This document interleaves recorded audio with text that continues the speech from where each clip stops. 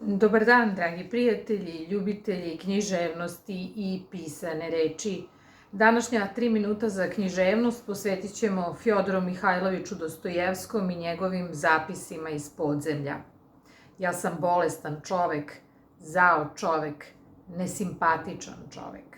Mislim da me boli jetra. Istina, ja nemam pojma o svojoj bolesti i ne znam tačno šta me boli. Ne lečim se i nikada se nisam lečio, iako poštujem medicinu i lekare.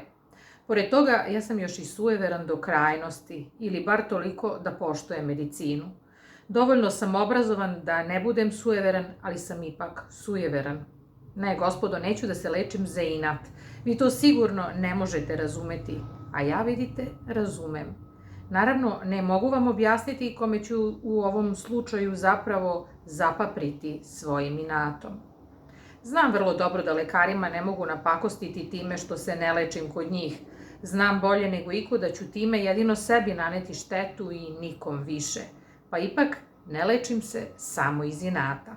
Jetra me boli, neka me još jače boli. Odavno tako živim, već 20 godina. Sada mi je 40. Ranije sam služio, a sada više ne služim. Bio sam zao činovnik. Bio sam grub i u tome sam nalazio zadovoljstvo. Pošto mito nisam primao, morao sam bar u tome da nađem satisfakciju. Ovo je slaba duhovitost, ali neću da je precrtam. Napisao sam i uveren da će ispasti vrlo duhovito, a sad pošto vidim da sam se samo gadno razmetao, za inat neću da je precrtam.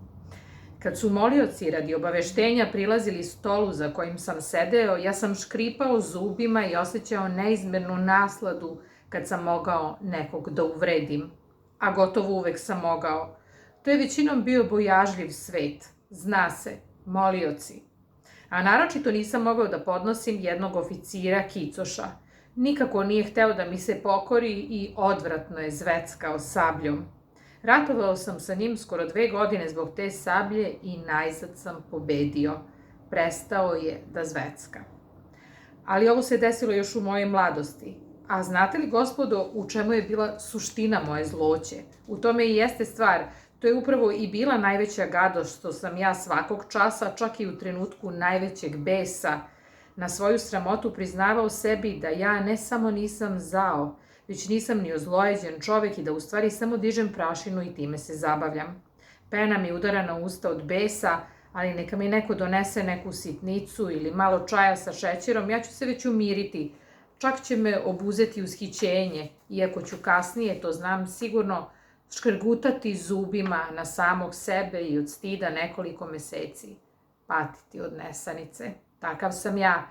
To sam ja malo pre lagao da sam bio zao činovnik. Za inat sam slagao. Prosto sam se izmotavao i sa moliocima i sa oficirom, a u suštini nikad nisam mogao da budem zao čovek.